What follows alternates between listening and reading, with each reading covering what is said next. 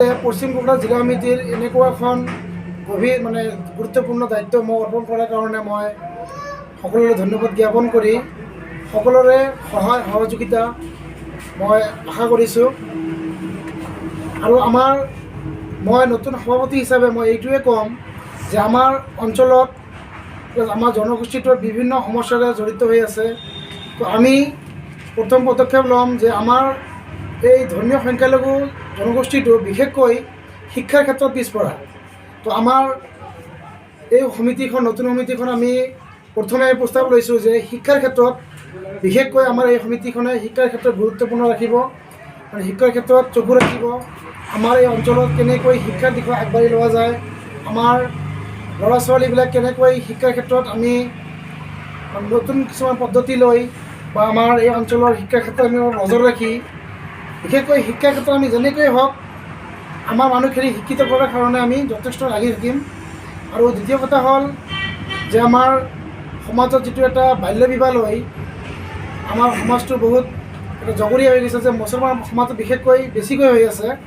তো আমি আমছুৱে বিগত 7 বছৰৰ পৰা এইটোৰ ওপৰত এটা আমি কাম কৰি আছিলোঁ, যদিও বহুতখিনি সম্ভৱ হৈছে বন্ধ কৰাৰ কাৰণে, কিন্তু আজিলৈকে চলি আছে। আৰু চৰকাৰে যিটো পদক্ষেপ লৈছে আমি সেইটো আদৰণি জনাইছোঁ। লগতে আমি এইটো ক'ব বিচাৰিছোঁ যে বাল্য বিবাহ আমাৰ সমাজৰ পৰা একবাৰে বন্ধ হৈ যাব লাগে, কিন্তু আমি এইটোও বিচৰা নাই যে এখন সংসাৰত বাধা আহিব লাগে। সেই বাধাটো আমি কিন্তু বিচৰা নাই। কিন্তু নতুনকৈ বাল্য বিবাহ হোৱাটো আমি কেতিয়াও হ'ব নিদিওঁ। চৰকাৰ যেনেকৈ কঠোৰ হৈছে তাতকৈ বেছি কঠোৰ আমাৰ আমছুৱে আমি হৈছোঁ যে আমাৰ অঞ্চলত আমাৰ এই সমাজত বাল্য বিবাহটো টোটেলি বন্ধ হৈ যাব লাগে। চৰকাৰে বাল্য বিবাহৰ ক্ষেত্ৰত কঠোৰ হৈছে, এইটোতো আমি আদৰণি জনাইছোঁ। কিন্তু আমি এটা বস্তু বিচৰা নাই, যিটো হ'ল যে এখন সংসাৰ, সেই সংসাৰখনত বাধা আহিব নালাগে। যিবিলাক বাল্য বিবাহ আগতে হৈ গৈছে, আজি 4-5 বছৰ আগত হৈ গৈছে, হৈ যোৱাটোত তেতিয়া বাধা দিব লাগিছিল, চৰকাৰে হওক বিভিন্ন দল সংগঠনে বাধা দিব লাগিছিল। আমি আমছুৱে যথেষ্ট আমি বাধা দিছিলোঁ, বাধা দিয়াৰ চেষ্টা কৰিছিলোঁ, বিভিন্ন সমালোচনাৰ সন্মুখীনো আমি হৈছিলোঁ। কিন্তু আমি এইটো বিচৰা নাই যে আগতে হৈ যোৱা, আজি এজন কেঁচুৱা জন্ম হৈছে, সেই কেঁচুৱাজন কি পাপ কৰিলে, সেই কেঁচুৱাজন যে আজি তেওঁৰ দেউতা নোহোৱাকৈ থাকিব লাগিব, তেওঁ দেউতাকৰ মৰম চেনেহ নাপাব, সেই কেঁচুৱাজনটো পাপ কৰা নাই, সিটো একো দোষ কৰা নাই। তো সেই ক্ষেত্ৰত আমি বিচাৰিছোঁ চৰকাৰে আৰু কঠোৰ হওক, নতুনকৈ যাতে বাল্য বিবাহ হ'ব নোৱাৰে, এইটো আমি বিচাৰোঁ। আমি লাগি আছোঁ, অনাগত দিনত আমি লাগিয়ে থাকিম। আমাৰ এই সমাজত বাল্য বিবাহটো টোটেলি বন্ধ কৰাৰ ক্ষেত্ৰত আমি আমছুৱে চৰকাৰৰ লগত সহযোগ কৰিম আৰু কৰিয়ে থাকিম। দেখা গৈছে যে অসম চৰকাৰৰ নিচিনা BTC বৰ্তমান আমাৰ কেন্দ্ৰীয় সমিতিৰ সন্মানীয় সভাপতি দেৱ ৰেজাউল কৰিম চৰকাৰ গোটেই অসমব্যাপী মাতিয়ে আছে। তেখেতে যোৱাকালি অন্থাইমাৰিতো কৈ গৈছিল যে চৰকাৰী মাটিত যিবিলাক মানুহ আছে সেইবিলাক মানুহক পুনৰ সংস্থাপনৰ ব্যৱস্থা কৰিহে উচ্ছেদ কৰাটো বাৰে বাৰে দাবী উত্থাপন হৈয়ে আছে। আমিও সেই কথাত পশ্চিম কোকৰাঝাৰ জিলা সমিতিৰ একমত। যিবিলাক মানুহে চৰকাৰী মাটিত বসবাস কৰি আছে সেইবিলাক মানুহতো বাহিৰৰ পৰা অহা নাই, আমাৰ ভাৰতবৰ্ষৰ আমাৰ অসমৰে হয়। সেই মানুহবিলাকক পুনৰ সংস্থাপনৰ ব্যৱস্থা কৰাৰ পিছত উচ্ছেদ কৰাটো আমি দাবী জনাইছোঁ।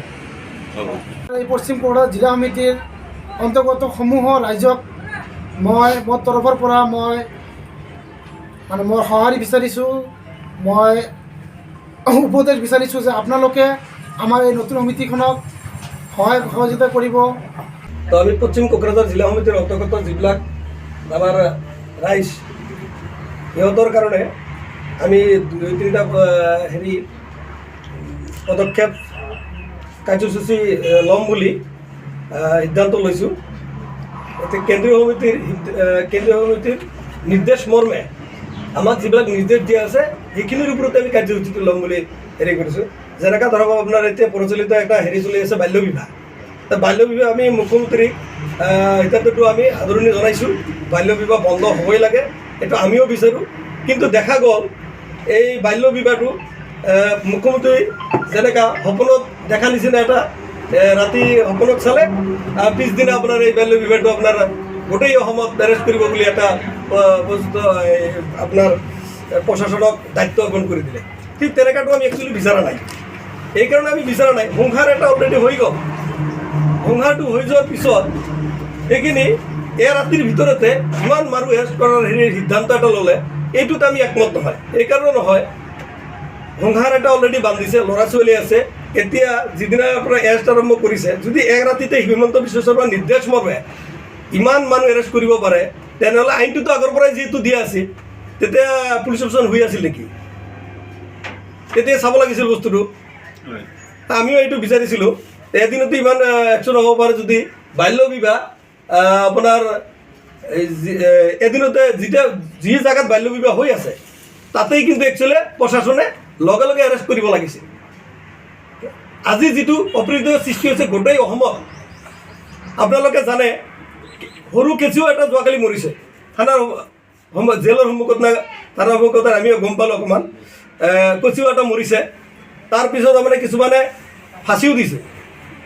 তো এইটো আমি এই বাল্য বিবাহ মানে আমি সমৰ্থন জনাইছোঁ ঠিক চৰকাৰক, কিন্তু যেনেকুৱা ভূমিকা চৰকাৰে ল'ব লাগিছিল তেনেকুৱা লোৱা নাই। সেইকাৰণে আমি এইখিনি বাল্য বিবাহৰ মোৰ মন্তব্য। আৰু শিক্ষাৰ ক্ষেত্ৰত আমি অগ্ৰাধিকাৰ এই যে সমাজখন আমি যিহেতু আমাৰ পশ্চিম কোকৰাঝাৰ জিলাৰ ভিতৰত অন্তৰ্গত বহুতো বুদ্ধিজীৱী আছে, আমি কাৰ্যসূচীটো লৈছোঁ যে আমি গোটেই বুদ্ধিজীৱীৰ লগত বহি শিক্ষাটো কেনেকৈ আমি আগুৱাই লৈ যাব পাৰোঁ, সেইখিনি সিহঁতৰ পৰামৰ্শ লৈহে আমি আগুৱাই যাম বুলি চিন্তা কৰিছোঁ। লগতে আৰু এটা বস্তু চিন্তা কৰিছোঁ, আমি এই আমাৰ অঞ্চলত যিবিলাক স্কুলত যিবিলাক ছাত্ৰ অনুপাতে শিক্ষক দিয়া নাই, এই ছাত্ৰ অনুপাতে শিক্ষক নিযুক্তি আমি দাবী জনাম চৰকাৰ।